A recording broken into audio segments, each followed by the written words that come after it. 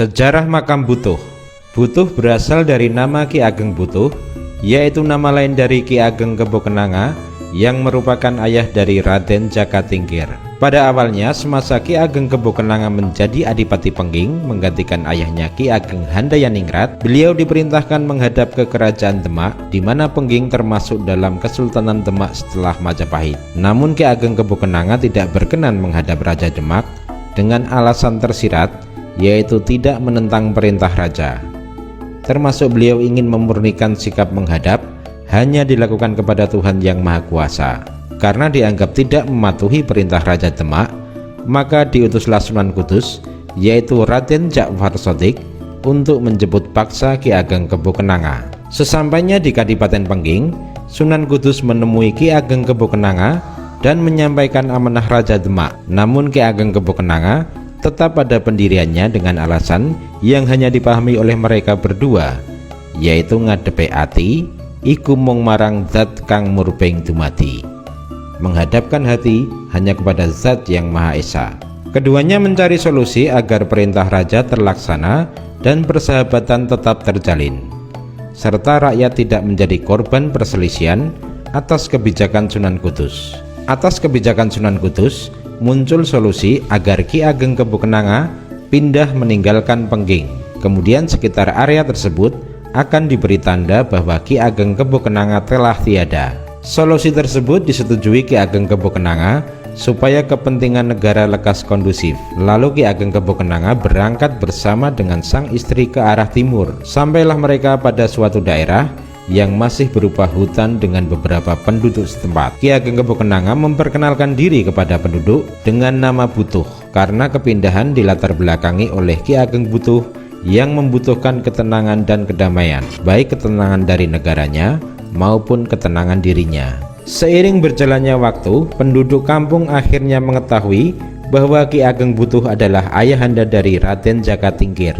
Sejak saat itu, Ki Ageng Butuh sering didatangi orang, baik dari sekitar kampung maupun dari luar daerah, karena sifatnya yang suka membantu sesama. Ki Ageng Butuh sebagai tokoh yang mengajarkan penduduk tentang ketuhanan dan kemasyarakatan, maka beliau menamai desa tersebut dengan Desa Butuh. Sejarah perjalanan Sultan Hadiwijaya atau Joko Tingkir. Mas Karebet adalah putra dari Ki Ageng Butuh dengan istrinya Roro Alit, putri dari Sunan Lawu. Setelah beberapa waktu diasuh, kemudian diserahkan kepada sahabatnya Ki Ageng Tingkir untuk dibimbing. Pada usia muda, Mas Karebet dijuluki Jaka Tingkir atau Jaka dari daerah Tingkir. Raden Jaka Tingkir juga dibimbing oleh Ki Ageng Kebokanigoro, kakak Ki Ageng Butuh. Raden Jaka Tingkir diperintahkan supaya mengabdi ke Kesultanan Demak yang saat itu dipimpin oleh Sultan Trenggono Demak III. Jaka Tingkir bersama 3 sahabatnya menyusuri sungai menuju Kesultanan Demak yang sekarang dinamai Sungai Bengawan Solo. Di Kerajaan Demak, Raden Jaka Tingkir termasuk prajurit berprestasi di antara prajurit yang lain, sehingga dalam waktu singkat diangkat menjadi ketua kompi, sebutan untuk ketua pasukan. Karena prestasinya dan juga rupawan, ternyata ada salah satu putri sultan yang menaruh rasa kepadanya.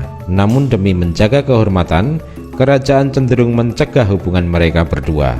Bahkan karena suatu alasan, Raden Jaka Tingkir diberhentikan dari keprajuritan. Lalu pulanglah mereka ke tempat tinggal semula. Oleh Ki Ageng Kebokanigoro, Raden Jaka Tingkir diberi pelajaran ilmu bela diri, ketuhanan, dan tata pemerintahan negara. Setelah beberapa waktu, Raden Jaka Tingkir pergi ke Demak untuk mengabdi kedua kalinya atas nasihat Ki Ageng Kebokanigoro. Saat itu Demak mengalami kerusuhan diakibatkan oleh kerbau mengamuk dan belum ada yang bisa menjinakkannya. Salah seorang sahabat Raden Jaka Tingkir yang dulu pernah bersama menjadi prajurit melaporkan kepada Sultan bahwa ada rekannya yang mungkin dapat dimintai bantuan. Kemudian diperintahkanlah untuk menjemput Raden Jaka Tingkir. Singkat cerita, kerbau itu dapat dijinakkan oleh Raden Jaka Tingkir. Atas jasanya, Raden Jaka Tingkir diambil menantu oleh Sultan dan dipercaya menjadi Adipati Pajang dengan gelar Adipati Hadiwijaya. Ketika itu situasi kerajaan Demak tidak kondusif disebabkan keturunan dari mendiang Sultan Fatah sama-sama berkeinginan untuk duduk di atas tahta raja. Posisi Adipati Hadiwijaya adalah sebagai putra menantu kerajaan, sehingga beliau lebih memilih tidak ikut campur urusan kerajaan. Sepeninggal Sultan Trenggono, situasi kerajaan semakin memanas disebabkan persaingan anak cucu Demak yang ingin berebut tahta. Tidak terkecuali Adipati Hadiwijaya sendiri dianggap sebagai pesaing berat oleh salah satu keluarga Demak. Maka mereka berencana menutup jalan sang Adipati supaya tidak sampai menduduki tahta kerajaan. Adipati Hadiwijaya sendiri sama sekali tidak memperebutkan tahta kerajaan, sebab memang bukan haknya. Namun intrik dan strategi selalu dilancarkan oleh pihak-pihak yang ingin menjatuhkan Adipati Hadiwijaya.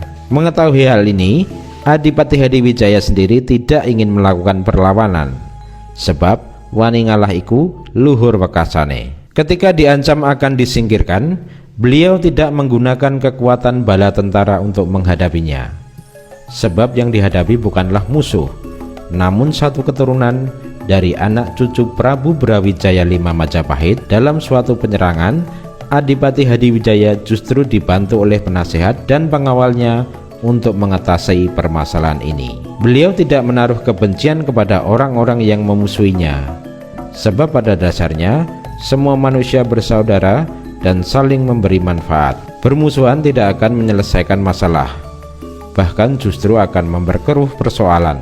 Jadilah orang yang menang tanpa ngasorake. Akhirnya dengan kesepakatan kerajaan Demak, maka diangkatlah Adipati Hadiwijaya untuk menjadi Raja Demak keempat bergelar Sultan Hadiwijaya. Selanjutnya, mengingat Demak baru saja mengalami proses pergantian raja dengan persaingan yang tidak sehat, serta demi menjaga keamanan rakyat, maka ibu kota kerajaan Demak dipindah ke Pajang, Kartosuro, sehingga gelarnya menjadi Sultan Hadiwijaya Raja Pajang I.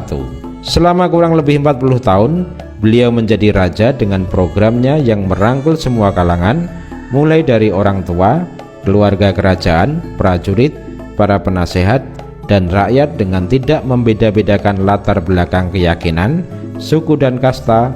Semua adalah pendukung terciptanya situasi kerajaan yang damai, aman, dan makmur. Karena telah menginjak usia tua, Sultan Hadiwijaya berkeinginan untuk lebih mendekatkan diri kepada Sang Pencipta dengan pergi ke dusun orang tuanya dulu, yaitu pinggir Bengawan Solo, tepatnya Butuh.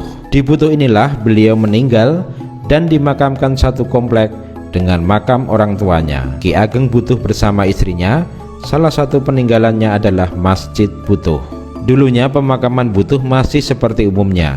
Lalu oleh Sinuwun Pakubuwono ke-10 tahun 1893 sampai 1939 dibangunlah tembok di sekeliling makam dan batu nisannya ditinggikan dengan alasan bahwa di waktu itu masih sering banjir sehingga sampai masuk ke area pemakaman, serta dibangunlah gedong bagian dalam dengan tujuan untuk memberikan kenyamanan bagi peziarah serta untuk menjaga supaya makam tetap terpelihara.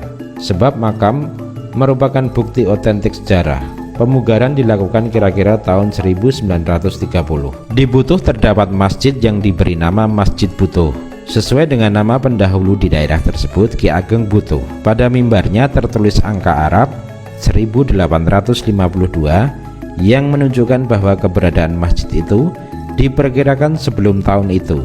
Namun bila melihat masa hidupnya yang satu zaman dengan kerajaan Demak saat berkuasanya Sultan Fatah 1485 sampai 1519. Selanjutnya, Masjid Butuh telah beberapa kali mengalami pemugaran, terutama di zaman Sinuwun Pakubuwono ke-10 dan terakhir di tahun 2005. Masjid Butuh adalah salah satu bukti sejarah bahwa pada masa itu agama Islam telah berkembang, namun dalam kurun waktu yang sesudahnya telah mengalami perubahan dalam hal kesadaran beragama sebagaimana daerah lainnya.